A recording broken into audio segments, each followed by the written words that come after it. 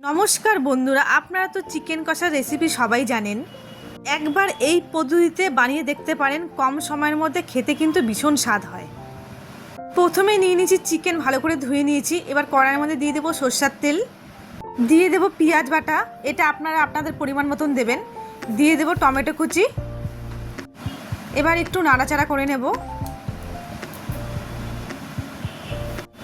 এবার দিয়ে দেবো আদা রসুন পেস্ট 2 চামচ, হলুদ গুঁড়ো, লঙ্কার গুঁড়ো, ধনের গুঁড়ো,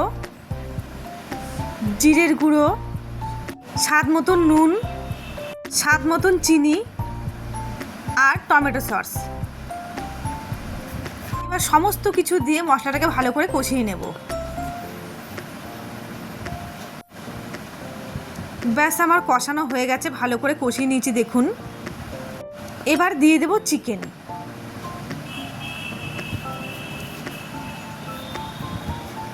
এবার চিকেন দিয়ে 3 থেকে 4 মিনিট কষিয়ে নেব। ব্যাস, কষানো হয়ে গেছে আমার। এবার দিয়ে দেবো গন্ধরাজ লেবুর পাতা। আমি কিন্তু লেবু ব্যবহার করিনি, পাতাটাই ব্যবহার করেছি। একবার এরম করে দেখবেন। দিয়ে দেবো 1 চামচ ঘি, জৈত্রী, জায়ফল আর গোটা গরম মশলার গুঁড়ো। এবার ভালো করে আবার একটু কষিয়ে নেব। লেবু দেওয়ার দরকার নেই, পাতা দিয়েই করবেন। এই রান্নার স্বাদটা একটু অন্যরকম হয়। এবার কষানো হয়ে গেছে, দিয়ে দেবো পরিমাণ মতন জল। থেকে 3 মিনিট সেদ্ধ করে নেব।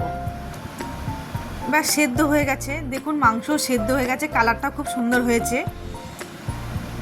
ব্যাস, আমার রেডি হয়ে গেল চিকেন কষা রেসিপি। আপনারা গরম গরম ভাত, রুটি, পরোটার সাথেও খেতে পারেন।